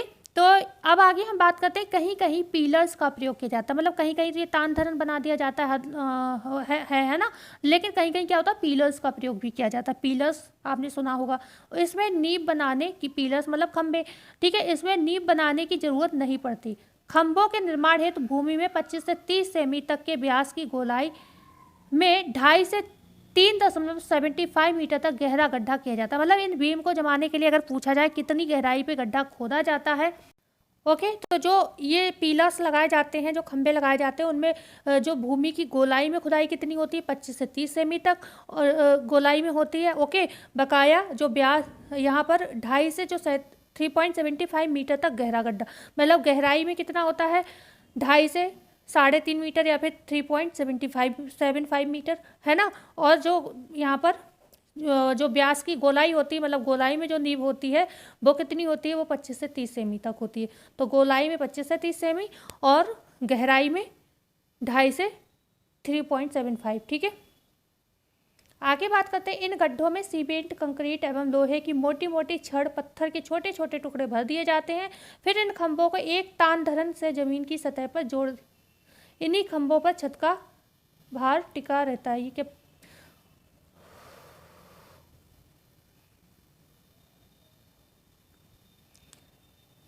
Okay. तो यहीं पर क्या होता है, या तार धरण जो पिलर्स होते हैं, इन्हीं पर क्या होता है, वो जैसे एक नॉर्मल हम लोग मकान बनाते हैं तो क्या होता है, सीधे नींव खुदवाते हैं और उस पर बिल्डिंग बनाना स्टार्ट कर देते हैं। लेकिन जब बड़ी बड़ी इमारतें बनती हैं, आप जानते हैं ऊंची ऊंची बिल्डिंग बनती हैं, तो उन पर खतरों से बचाने के लिए, क्योंकि उसका बोझ भी ज़्यादा होता है ना, सबसे जो नीचे वाली बिल्डिंग है, सारा वजन तो ऊपर की बिल्डिंग का उसी पे आता है ना। चाहे आप 2nd फ्लोर का मकान बिल्डिंग बनवा लो, चाहे 3rd फ्लोर की, है ना, चाहे 5 सितारा होटल बना लो, चाहे 4 सितारा बना लो, चाहे 7 सितारा होटल बना लो, है ना। तो इन सब का वजन तो सबसे नीचे वाली बिल्डिंग पे आता है, तो वो नींव हिले नहीं, इस वजह से इन तान धरण का प्रयोग या फिर इन पिलर्स का प्रयोग किया जाता है, ऐसे आप समझ सकते हो, ओके। खंभों का प्रयोग किया जाता है। अब हम बात करते हैं, इसके बाद आती है मंच। मंच का मतलब क्या हुआ, प्लिंथ। मंच मतलब क्या होता है, जैसे कि जो हमारा मकान है, समझने के लिए, तो मकान को हमने क्या कहा है, थोड़ी ऊंचाई पर होना चाहिए, तो जो वो हम सड़क से ऊंचा होना चाहिए, क्योंकि सड़क क्या होता है, समय समय पर बनती रहती है, टूटती रहती है, तो वो उनकी ऊंचाई क्या होती है, बढ़ती रहती है, ओके। तो अब एक समय बाद तो आपका मकान नीचे चला जाएगा, सड़क ऊपर आ जाएगी, तो फिर बारिश वारिश होगी तो पानी आपके घर में ही तो आएगा। तो इस वजह से जो होता है रोड से मकान हमेशा ऊंचा बनाना चाहिए, तो उसी को हम मंच कहते हैं, प्लिंथ कहते हैं। ओके, खासतौर से जब हमारा मकान बनता है तो हम आगे, आप जानते हो नीचे के लिए क्या होता है, सीढ़ियाँ वगैरह बना लेते हैं सामने के लिए। तो वो सीढ़ियाँ क्यों बनाते हैं, उसी से हमारे मकान हम लोग चढ़ के अपने घर में जाते हैं, तो उससे क्या वही ऊंचाई है एक तरीके की, वही मंच है आपका। तो इसे कुर्सी भी कहा जाता है। ओके, बरसा का जल जो आपका मंच होता है, प्लिंथ होता है, इसे कुर्सी भी कहा जाता है, ये ध्यान रखिएगा। ओके, ये नाम याद रखिएगा, इसे पूछा जा सकता है, इसे कुर्सी भी कहा जा सकता है। बरसा का जल मकान में प्रवेश ना करे, इसलिए ये बनवाना जरूरी है। मंच उस ऊंचाई को कहा जाता है जहां पर भवन निर्माण, कमरों का निर्माण किया जाता है। इसकी ऊंचाई सड़क से कम 4 से 5 फीट ऊंचा होना चाहिए। ठीक है, तो आपसे पूछा जाए मंच की ऊंचाई कितनी होनी चाहिए सड़क से, तो सड़क से कम 4 से 5 फीट ऊंचा होना चाहिए, तभी आपका मकान जो है ऊंचाई पर रहेगा। ओके, मंच की ऊंचाई पर मकान की दृढ़ता एवं मजबूती के लिए मंच बंधन, प्लिंथ वेंट बनाया जाता है। तो आपसे पूछा जाए मंच बंधन या प्लिंथ वेंट किस में लगाया जाता है, तो इसी में लगाया जाता है ना, जिससे इसकी जो मोटाई होती है 6 इंच, चौड़ी एवं 1 फीट होती है। ओके, इसकी जो मोटाई होती है 6 इंच एवं चौड़ाई कितनी होती है, 1 फीट होती है, किसकी, मंच की। ओके, सड़क से कितना ऊंचा होना चाहिए, 4 से 5 फीट ऊंचा होना चाहिए। जो आप अपना बनवाते हो, ये तो सड़क से ऊंचाई बताइए कि सड़क से इतना ऊंचा कम से कम होना चाहिए, लेकिन जब आप अपनी खुद से जब अपने घर की जो चौखट कह सकते हो आप, या बाहर जो सीढ़ियाँ ये बनवा रहे हो एक तरीके से समझने के लिए, तो इनकी अगर पूछा जाए मोटाई कितनी होनी चाहिए, तो कम से कम 6 इंच, और चौड़ाई पूछी जाए कितनी होनी चाहिए, तो 1 फीट होनी चाहिए। ठीक है, अब हम बात कर लेते हैं दीवारों की। बॉल्स क्या होती हैं, दीवारें आपकी 2 प्रकार की होती हैं। ओके, अब दीवारें ये तो सभी जानते हो, दीवारों पर ही आपका घर टिका होता है, लेकिन दीवारें 2 तरीके की होती हैं। एक तो वो वाली दीवार हो गई जिसके ऊपर आपकी पूरी बिल्डिंग बन रही है, एक बिल्डिंग बनेगी, फिर उसके ऊपर 2 मंजिला भी बना सकते हो आप, 3 मंजिल भी बना सकते हो।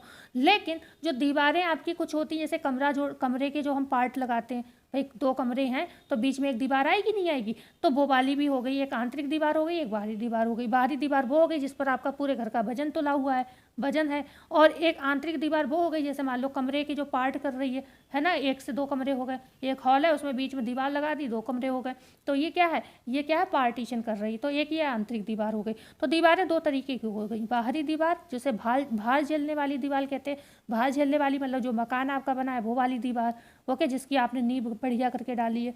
अंदर की दीवार या पार्टीशन दीवार, ये जो कमरे उमरे में पाई जाती है, इन्हें हम अंदर की दीवार, ये क्या करती है, पार्टीशन का काम करती है। एक हॉल था, आपने बीच में दीवार बना दी तो पार्टीशन हो गया, मतलब 2 कमरे बन गए।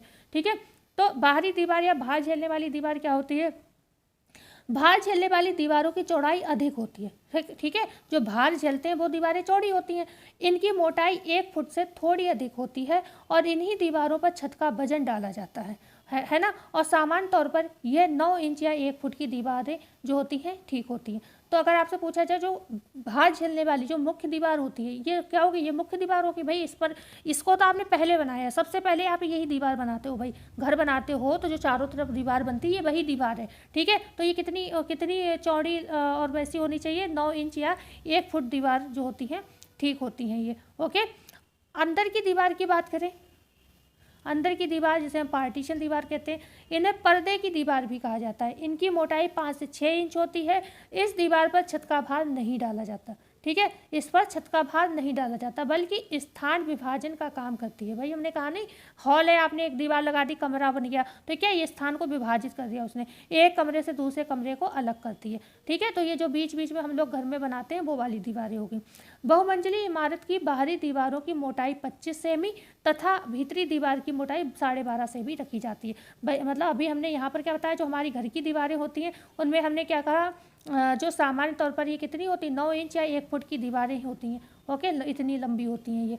बकाया जो आपकी बहुमंजिली इमारतें बनती हैं वहाँ पर क्या होता है, मोटाई दीवारों की 25 सेमी तथा भीतरी दीवारों की जो मोटाई होती है वो 12.5 सेमी होती है। बाहरी दीवारों की जो बाहरी दीवार है इसकी कितनी है, 25 सेमी, और जो भीतरी दीवार है उसकी 12.5 सेमी होती है। किसमें, बहुमंजिली जो इमारतें वगैरह बनती है उसकी बात हो रही है। अब हम बात करते हैं छत की। रूफ्स क्या होते हैं, जितनी ऊंचाई दीवार की होती है उतनी ही छत की होती है। भाई दीवारों पर ही तो लिंटर डाला जाता है, तो जितनी ऊंचाई दीवार की होगी उतनी ही छत होगी, है ना। स्वास्थ्य, सुंदरता, आरामदायकता की दृष्टि से ये उत्तम मानी जाती है। यदि कमरे में वातानुकूलन, एयर कंडीशनर लगवाना है तो छत की ऊंचाई कम रखनी चाहिए। ओके, अगर आपको एयर कंडीशनर लगवाना है तो क्या है, छत की ऊंचाई कम रखनी चाहिए।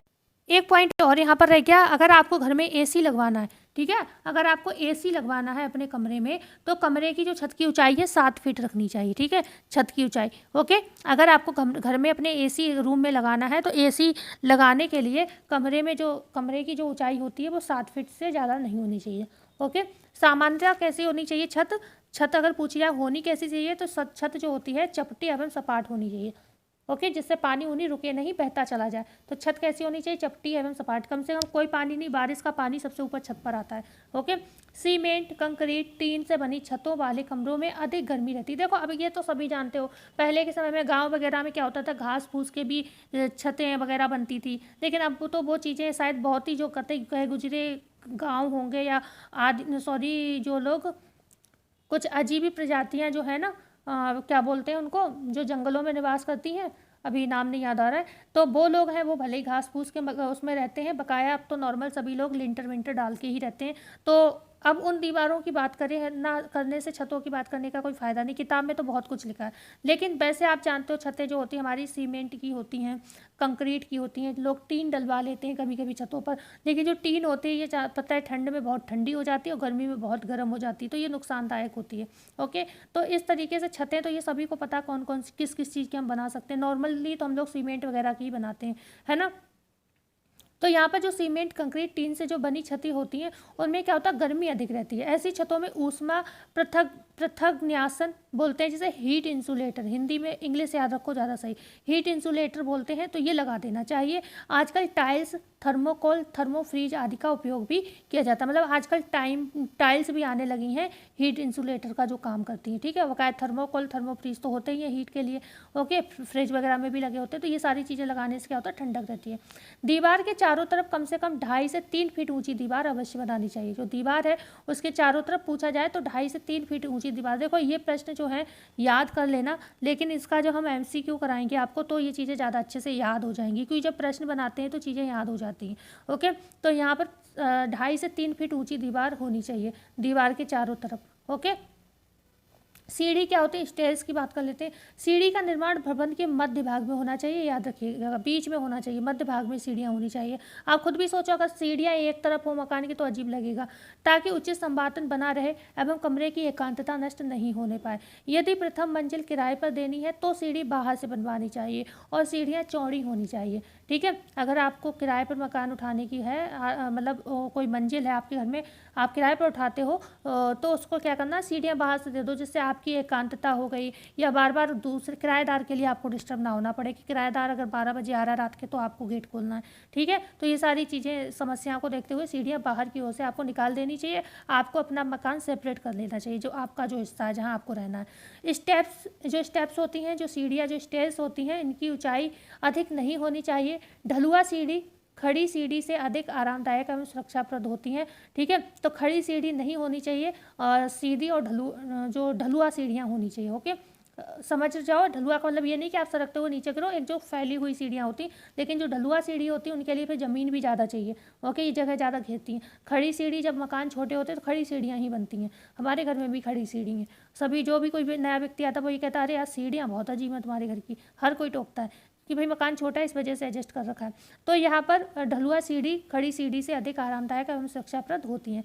सामान्यतः सीढ़ी की ऊंचाई एवं चौड़ाई में 1:2 का रेशियो होना चाहिए। जो सीढ़ी की ऊंचाई होती है, ओके, ऊंचाई होती है, और दूसरे जो एक चौड़ाई होती है सीढ़ियों की, ठीक है, ये वाली चीज़ होगी चढ़ने वाली। तो इनमें क्या होता है, आपको कम से कम 1:2 का मतलब 1:2 मतलब 1:2 का रेशियो होना चाहिए, ठीक है। यदि सीढ़ी की ऊंचाई 15 सेमी है, ओके, सीढ़ी की ऊंचाई अगर 15 सेमी है तो चौड़ाई 30 सेमी होनी चाहिए। एक फ्लाइट चढ़ाव पर अधिक से अधिक 12 सीढ़ी और कम से कम 3 सीढ़ी का सोपान होना चाहिए। मतलब आपके घर में जो जीने हैं कम से कम 3 सीढ़ी, ओके, नॉर्मल भाई 3 सीढ़ी से कम किसका जीना आ जाएगा, है ना। तो ये तो खैर एक नॉर्मल हो सकता है, पहले के ज़माने में घर होते होंगे जिनमें 3 सीढ़ियों से काम चलता होगा, लेकिन अब तो 12-13 से कम सीढ़ी किसी भी जीने में शायद ही होती होंगी। तो यहाँ पर अधिक से अधिक 12 सीढ़ी और कम से कम 3 सीढ़ी का एक सोपान होना चाहिए। ओके, फिर क्या होता है, सीढ़ियों को मोड़ दिया जाता है है ना, मोड़ दिया जाता है, फिर 5-6 सीढ़ियाँ आती हैं, ऐसे करके ज़्यादातर जहाँ पर बड़े बड़े मकान बनते हैं वहाँ पर सीढ़ियाँ ऐसे ही होती हैं ना, पहले 5-6 या 12-13 हो गई, फिर थोड़ा आपको पैदल चलना पड़ेगा, फिर कुछ सीढ़ियाँ हो गई, फिर थोड़ा पैदल चलना पड़ेगा, मतलब इस तरीके की आपको कट दे दे के बनानी है अगर ज़्यादा लंबी सीढ़ियाँ हैं तो, क्योंकि आप बिल्कुल सीधे सीधे चढ़ते जाओगे तब तो आप वैष्णो माता की चढ़ाई करते करते थक जाओगे, है ना। तो यहाँ पर मतलब ये सब सोच कर सीढ़ियाँ बनाई जाती हैं कि ज़्यादा एकदम ये भी नहीं कि लंबी लंबी 50 सीढ़ियाँ दे दी, ओके। अगर ऊंचाई पर जाना है तो ये कट मार मार के आपने देखी भी होंगी, ज़्यादातर कॉलेज, घर में नहीं तो कॉलेज में तो होता ही है बकाया। हमारे जो गांव में मकान है उसमें ऐसे ही है, मतलब पहले सीढ़ियाँ दी हैं लंबी लंबी, ठीक है, वहाँ पर होंगी शायद 13-14 ही सीढ़ियाँ हैं, इतना तो याद नहीं, ध्यान नहीं दिया। फिर आपको ऐसे थोड़ा चलना पड़ेगा ऐसे में जाके, ठीक है, फिर वहाँ पर ऊंची ऊंची सी मतलब उतनी ही सीढ़ियाँ। तो इस तरीके से मकान बना हुआ है, पर यहाँ शहर है, छोटा है थोड़ा, है ना, तो उस हिसाब से व्यवस्था है, सीधी बस 12-13 सीढ़ियाँ दी हैं, बस ख़त्म बात, ओके। तो यहाँ पर क्या है, ज़मीन के हिसाब से भी सीढ़ियाँ बनवाई जाती हैं। आगे हम बात करते हैं फर्श की, फ्लोर की, भाई इन्हें याद कर लेना, बकाया क्वेश्चन तो करा ही देंगे। फर्श जो होता है संगमरमर, सीमेंट, ईंट, टाइल्स, पत्थर, कोटा स्टोन, चित्तौड़ के स्टोन आदि की बनाई जाती है। फर्श ऐसी वस्तुओं की बनी होनी चाहिए जिसमें जल प्रतिक्रमक वाटर रिपेलेंट का गुण होना चाहिए, मतलब मकान आपको बनवाना है तो वाटर रिपेलेंट का भी ध्यान रखना चाहिए कि या तो पानी बहकर चला जाए या पानी को सोख ले, तो ऐसी जगह पर सोखे कि आपके मकान में सीलन ना आने पाए, ठीक है। अब हम बात करते हैं, ये तो सारी फर्श वर्श की बात हो गई, ये सारी चीज़ों की बात हो गई, कैसा होना चाहिए इतना तो सभी को पता है। जो फर्श किसका होता है, संगमरमर का होता है, सीमेंट का होता है, ईंट का होता है, टाइल्स का होता है, पत्थर का होता है, कोटा स्टोन, कोटा स्टोन या फिर चित्तौड़ के स्टोन आदि से फर्श बनते हैं, ये याद रखिएगा, कभी फर्श के प्रकार पूछे जाए तो आपको पता होना चाहिए। बकाया फर्श में ज़्यादा कुछ नहीं। दरवाजे एवं खिड़कियाँ, वही हमने बताया संवातन की सही व्यवस्था के लिए ये होना चाहिए, ओके। संवातन मतलब शुद्ध वायु अंदर आ सके और अशुद्ध वायु बाहर निकल सके, इस वजह से दरवाजे में खिड़कियाँ सही होना चाहिए, ओके। और आगे हम बात करते हैं यहाँ पर समुचित संवातन, वही सारी चीज़ें सेम चीज़। अब यहाँ पर आपने जब मकान की बनावट पर ध्यान दिया तब भी दरवाजे खिड़कियों पर ध्यान दोगे, लेकिन अब ये नंबर क्या है यार, यहाँ पर 8 नंबर है और यहाँ पर 5 पॉइंट दिया है, तो अब आपको इस चीज़ को भी मैं समझा देती हूँ, ये कहाँ से आ गया। तो ये देखो अभी हमने आपको बताया था जो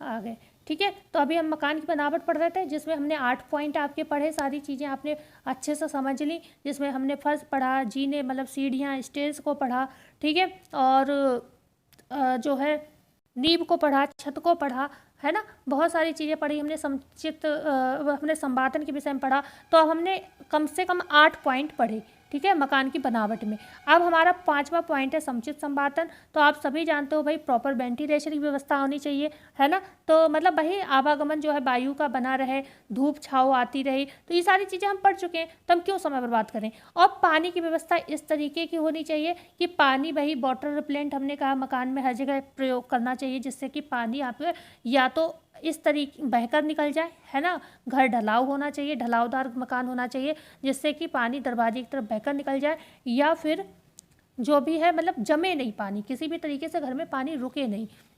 वाटर सप्लाई भी इस तरीके का होना चाहिए जो कि आपको अशुद्ध जल पीने को ना मिले, कम से कम पानी आपके यहाँ साफ़ आता हो, ऐसी जगह पर मकान होना चाहिए। पीने का पानी एथलीट आपको साफ मिलना चाहिए, ओके। उसके बाद विद्युत व्यवस्था, बिजली की सारी व्यवस्था जो आज के समय में होती है वो होनी चाहिए, ऐसा ना हो आपके एरिया में बिजली की आपूर्ति ही ना हो पाए, ठीक है। और उसके बाद मलमूत्र एवं गंदे जल का निष्कासन होना, तो ये भी आप सब जानते हो भाई, आजकल जो होता है अंडरग्राउंड व्यवस्था की जाती है, मकानों में ही शौचालय बनाए जाते हैं, है ना, तो उस तरीके अब जो परंपरागत पहले के शौचालय हैं वैसे शौचालय बनाने पे तो ध्यान दोगे नहीं, तो मतलब ये सारी चीज़ें बुक में तो बहुत कुछ लिखा है, तो ये सब चीज़ों से कोई मतलब नहीं, मतलब आज के समय के हिसाब से होना चाहिए, अंडरग्राउंड व्यवस्था होनी चाहिए, मक्खी मच्छर वगैरह ना पनपे ऐसी व्यवस्था होनी चाहिए, तो मतलब साफ़ सफाई का प्रयोग यहाँ पर करना चाहिए। बकाया जो आपका जो हम मतलब उस तरीके के जो पढ़ते हैं, हमने पढ़ाया भी है आपको शायद मलमूत्र निष्कासन के विषय में, शायद क्लास 12 की, है ना, क्लास 12 की SCRT में मैंने ये चैप्टर कराया हुआ भी है, तो आप इसको पढ़ सकते हो। ये जो सारे सिस्टम होते हैं ना, जैसे कि मलमूत्र का विसर्जन किस तरीके से करना चाहिए, कंपोस्ट विधि, खाद बनाना, है ना, और खाद बनाना, उसके बाद सेप्टिक सिस्टम होता है, ये सारी चीज़ें हमने पढ़ी हैं। अभी थोड़ा लंबा समय हो गया, मुझे भी चीज़ें सही से याद नहीं आ रही। तो ये बकाया जो चीज़ें रह गई हैं, है ना, उनका भी रिवीजन करा देंगे हम आपको। परेशान होने वाली आवश्यकता कोई नहीं है, क्योंकि मुझे खुद करना है रिवीजन, तो मैं आपको भी कराऊंगी। तो मिलते हैं कल नई वीडियो में नई जानकारी के साथ। अगर वीडियो अच्छी लगी हो तो लाइक कर दीजिएगा, चैनल को शेयर कर दीजिएगा और सब्सक्राइब कर दीजिएगा। मिलते हैं कल नई वीडियो में। धन्यवाद।